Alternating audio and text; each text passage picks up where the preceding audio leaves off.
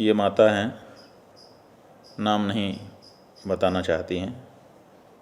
प्रश्न पूछ रही हैं, माँ दुर्गा जी की आरती में एक लाइन आता है, भुजाचार अतिशोभित वर मुद्राधारी, जबकि माता दुर्गा तो अष्टभुजी है ना, तो यहाँ 4 की जगह 8 क्यों नहीं लिखा गया? छंद तो तब भी बन सकता था, भुजा 4 की जगह अगर 8 कह देते, भुजा 8 अतिशोभित वर मुद्राधारी। बिल्कुल सही है बहन, छंद तो बन जाता, लेकिन छंद बनाने वाला जो कहना चाहता है वो तो पीछे रह जाता।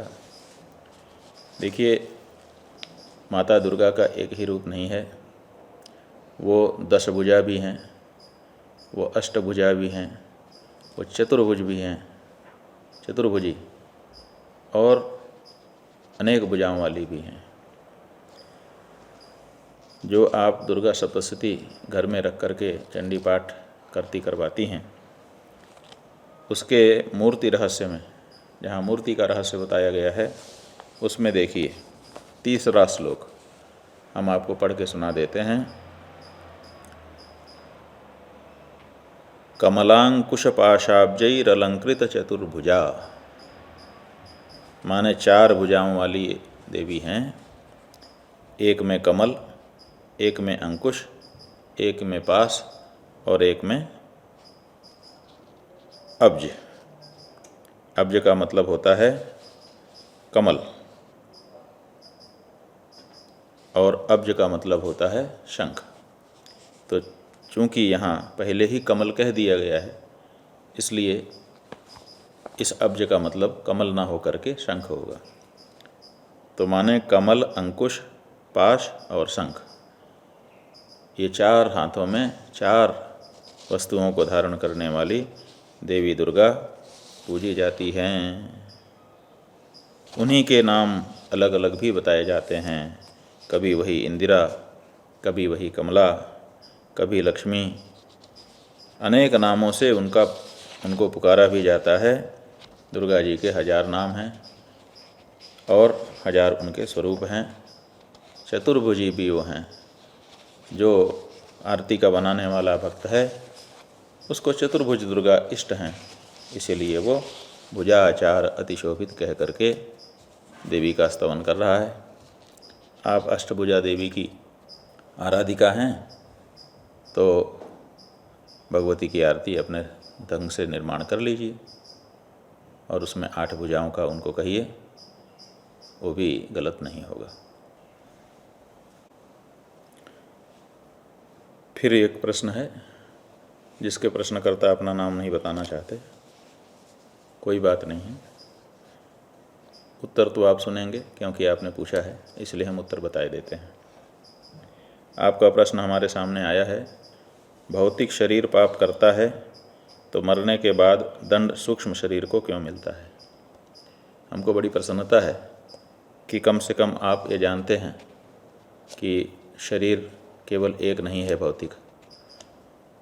सामान्य लोग तो ये जो भौतिक शरीर है, 5 भौतिक, इसी शरीर को शरीर समझते हैं, लेकिन आप उनसे आगे गहन जानकारी रखते हैं, क्योंकि आप ये कह रहे हैं कि भौतिक शरीर पाप करता है तो मरने के बाद दंड सूक्ष्म शरीर को क्यों मिलता है।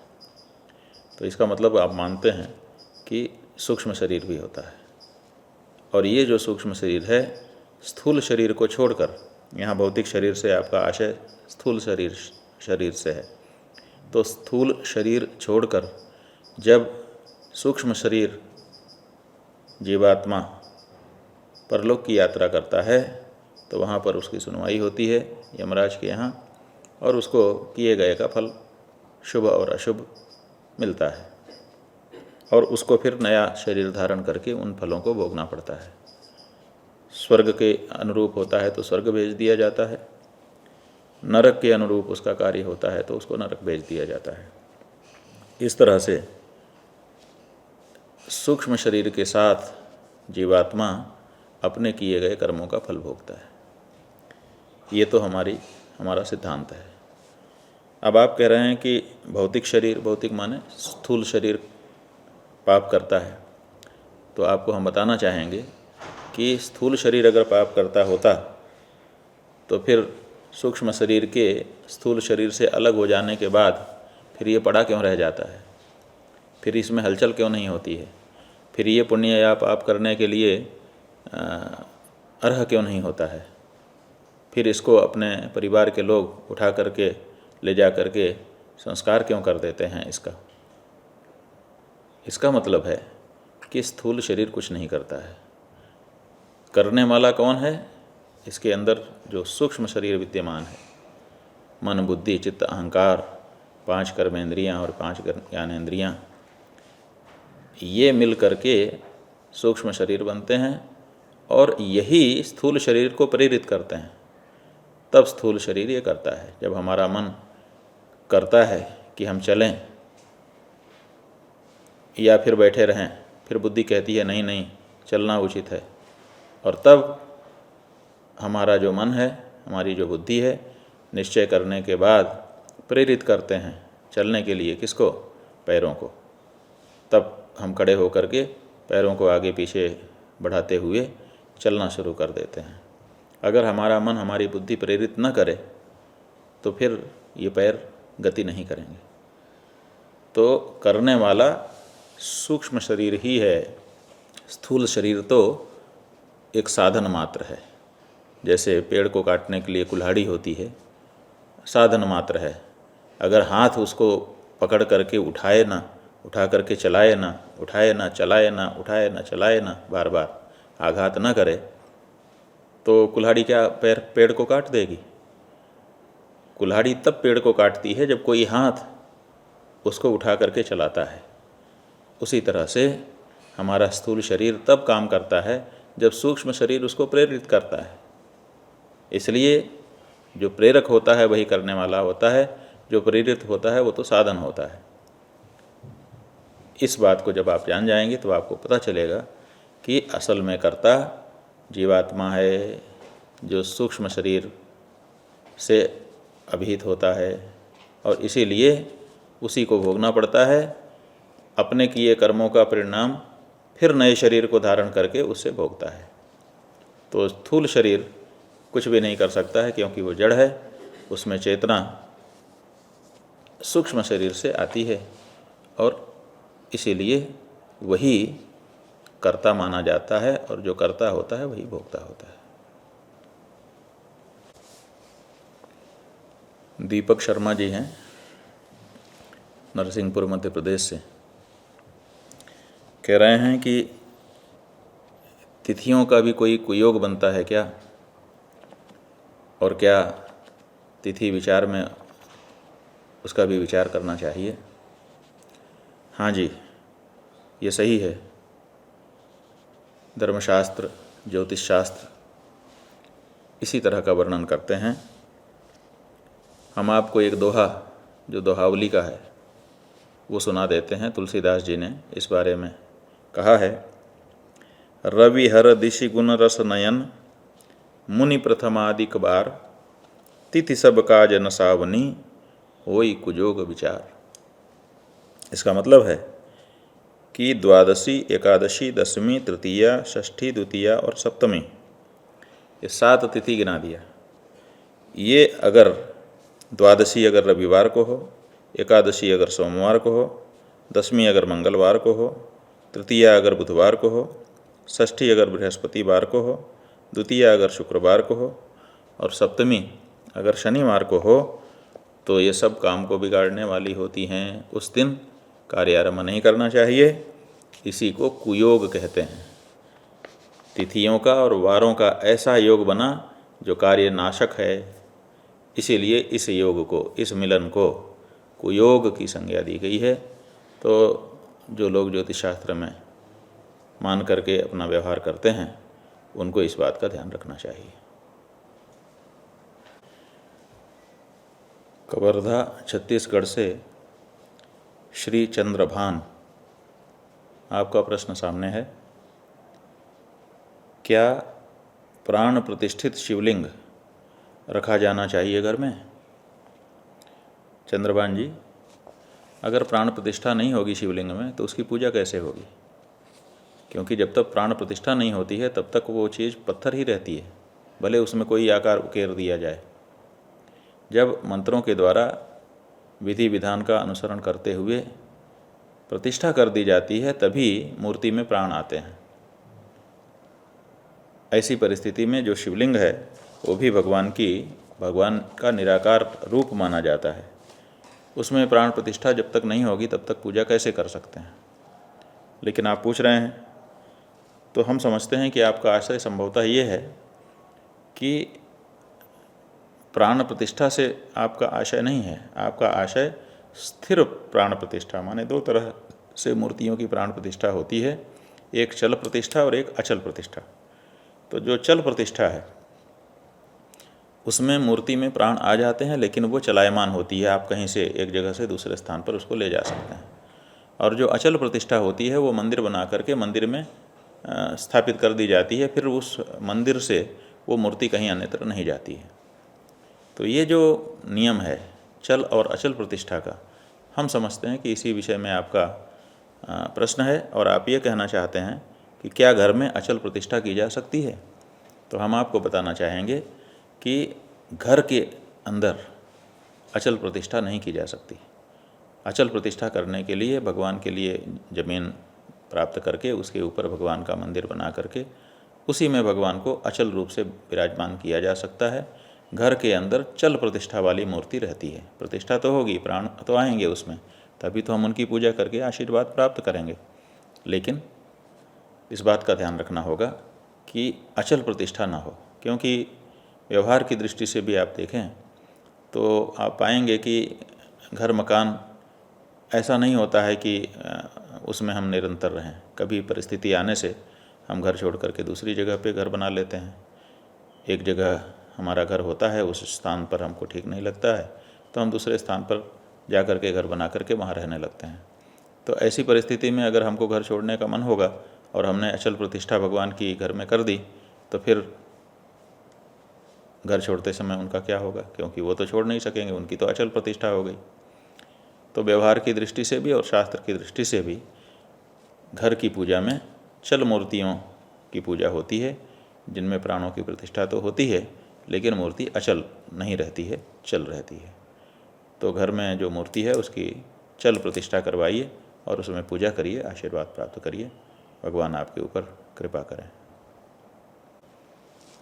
ब्रह्मचारी परमात्मानंद ने प्रश्न किया है, जो हमारे साथ ही रहते हैं, कि बहुत से लोग पूछ रहे हैं कि अधिक मास क्या होता है, क्योंकि ये जो सावन महीना इस समय चल रहा है वो अधिक मास ही है। अधिक मास एक मास के अंदर ही जब कुछ एक महीना बढ़ जाता है उसी को अधिक मास कहते हैं। जैसे अभी शुद्ध श्रावण चल रहा है एक पक्ष, इसके बाद एक महीना अधिक मास का श्रावण आएगा और उसके बाद फिर दूसरा एक पक्ष शुद्ध मास का रहेगा। इस तरह से एक मास के भीतर जो दो पक्ष होते हैं उसी के बीच में अधिक मास आ जाता है। तो 60 दिन का एक महीना माना जाता है, 30 दिन अधिक मास का और 30 दिन जो शुद्ध श्रावण मास है या जो भी मास अधिक मास हुआ है वो। हमारे यहाँ ज्योतिष की गणना में 4 तरह की गणना व्यवहार में मानी गई। एक सौर मास होता है, एक चांद्रमास होता है, एक सायन मास होता है और एक नक्षत्र मास होता है। चारों का व्यवहार लगभग अपने देश में होता है। जो लोग संक्रांति से संक्रांति, जैसे उत्तराखंड और हिमाचल के लोग, ये संक्रांति से नया महीना मानते हैं कि संक्रांति आई बीत गई तो एक संक्रांति से दूसरी संक्रांति का महीना उनका होता है। वो संक्रांति के आधार पर सौर मास कहलाता है। जो चांद्र है वो 2 पक्षों का, कृष्ण पक्ष और शुक्ल पक्ष। कृष्ण पक्ष में चंद्रमा अलग तरह से व्यवहार करता है, शुक्ल पक्ष में अलग तरह से व्यवहार करता है। शुक्ल पक्ष में धीरे धीरे बढ़ता है, कृष्ण पक्ष में धीरे धीरे घट जाता है। ये जो व्यवहार है इसके आधार पर जब हम चंद्रमा के आधार पर मास का निर्णय करते हैं तो उस मास को चांद्रमास कहा जाता है। इसी तरह से एक सायन मास है जो मोटी गणना है व्यवहार की दृष्टि से, जिसमें 30 दिन का एक महीना होता है, न घटता है न बढ़ता है, और इस तरह से 360 दिन का एक वर्ष हो जाता है। इसको सायन गणना कहते हैं। और इसी तरह से 27 नक्षत्रों का जो भोग काल है उसको मान करके जब महीना गिना जाता है तो उस महीने को नक्षत्र मास कहते हैं। तो अलग अलग पद्धति है, अलग अलग पद्धति को जिसने सब पद्धतियाँ सही हैं, बस किस पद्धति को किसने अपनाया है और किसके आधार पर व्यवहार कर रहा है वो उसका प्रश्न है। इसी तरह से हमारे यहाँ जो महीना है वो 2 तरह का मान लिया गया है जो चांद्रमास है, एक अमांत और दूसरा पूर्णिमांत। तो जो अमांत है, अमांत मतलब अमावस्या में जो महीना पूरा हो जाता है, और पूर्णिमांत का मतलब जब पूर्णिमा को महीना पूरा हो जाता है। तो इधर उत्तर भारत में पूर्णिमा को महीना पूरा होता है, इसीलिए यहाँ जब महीना शुरू होता है तो कृष्ण पक्ष की प्रतिपदा से शुरू होता है। लेकिन दक्षिण भारत है, पश्चिम भारत के गुजरात, महाराष्ट्र आदि, गोवा आदि प्रदेश हैं, वहाँ अमांत मास माना जाता है, अमावस्या को ही वहाँ पूरा हो जाता है। इसीलिए जन्माष्टमी तो एक ही दिन हम सबकी होती है, लेकिन भादों के कृष्ण पक्ष में उत्तर भारतीयों की जन्माष्टमी होती है, और महाराष्ट्र, गुजरात, गोवा और उधर दक्षिण के कर्नाटक आदि प्रदेश, वहाँ पर श्रावण के कृष्ण पक्ष में अष्टमी को जन्माष्टमी मनाई जाती है। तो तिथि वही होती है, लेकिन हम पूर्णिमांत मास मानते हैं, वो अमांत मास मानते हैं। 15 दिन इस तरह से हम लोगों का भेद होता है। ये व्यवस्था व्यवहार की है, जो जैसा व्यवहार कर ले। गणना में किसी की कोई कमी नहीं है, सभी गणनाएं शास्त्रीय ही मानी जाती हैं। अब आपका प्रश्न है कि अधिक मास क्या है। तो काल गणना को व्यवस्थित रखने के लिए, सब गणनाओं में सामंजस्य स्थापित करने के लिए, जैसे अंग्रेजी के तारीख वाले 4 साल के बाद फरवरी महीने में एक दिन बढ़ा करके, और इसी तरह से शताब्दी 100 साल बीत जाने के बाद घड़ी के कांटे को कुछ आगे पीछे बढ़ा करके समय को सही कर लेते हैं, उसी तरह से हर गणना में सामंजस्य स्थापित करने के लिए हमारे यहाँ क्षय मास और अधिक मास की व्यवस्था है। जब संक्रांति किसी महीने में नहीं होती है, असंक्रांति मासोथि मासस्फुटम स्यात्, जिस महीने में संक्रांति नहीं होती है उस महीने को अधिक मास कहते हैं, क्योंकि संक्रांति से महीना बदलेगा, और संक्रांति आई ही नहीं तो महीना बदला नहीं, इसीलिए फिर तब दूसरे बार आएगी तब जा कर के वो महीना बदलेगा। असंक्रांति मासोधि मासस्फुटम स्यात् द्विसंक्रांति मास क्षयाख्य कदाचित क्षय कार्तिकादित्रयनानित स्यात् तदा वर्ष मध्य दिमासद्वयम च। कभी कभी क्षय मास आ जाता है, एक महीना होता ही नहीं है। कभी कभी अधिक मास आ जाता है जिसमें एक ही महीने में 2 महीने हो जाते हैं, और कभी कभी एक ही वर्ष में 2 अधिक मास भी आ जाते हैं। सामान्य रूप से 32 महीने 16 दिन और 4 घड़ी के अंतर से अधिक मास आता है। अगर एक ही वर्ष में 2 अधिक मास आ जाएं तो उनमें पहला श्रेष्ठ और दूसरा मलिम्लुच कहलाता है। प्रायः अधिक मास में शुभ कार्य नहीं होते हैं। हाँ, अगर कोई शुभ कार्य आप पहले से आरंभ कर चुके हैं तो उसकी पूर्णाहुति कर सकते हैं, लेकिन अधिक मास में भगवान का भजन, आराधना, उपासना यही महत्वपूर्ण होते हैं और बहुत फलदायी होते हैं। अधिक मास में इसको पुरुषोत्तम मास की संज्ञा हो गई है। बताया गया है पुराणों में कि अधिक मास की निंदा होने लगी, सारे शुभ कार्य वर्जित हो गए। ऐसे समय में अधिक मास को क्षय मास कहा गया, मल मास कहा गया। तो ये काल खंड बहुत दुखी हुआ, भगवान के पास पहुंच गया और कहा कि सब हमारी निंदा करते हैं, हम तो काल हैं और काल तो आपका स्वरूप है भगवान। तो भगवान ने उसी दिन से मल मास, अधिक मास, क्षय मास, अधिक मास, मल मास, ये जो संज्ञा थी, भगवान ने कहा आज से इस नाम से नहीं बल्कि हमारे नाम से तुमको जाना जाएगा, और आज से तुम पुरुषोत्तम मास कहे जाओगे। और इस मास में जो लोग भगवान की आराधना उपासना करेंगे उनको करोड़ गुना फल प्राप्त होगा। तब से अधिक मास जो है, जो उपेक्षणीय था, वो उपेक्षणीय नहीं रह गया, बल्कि अधिक मास की अब साधक लोग प्रतीक्षा करते हैं कि कब आए और उस अधिक मास में हम ज़्यादा से ज़्यादा भगवान की भक्ति करके, उपासना आराधना करके, दान पुण्य करके ज़्यादा से ज़्यादा लाभ कमा लें।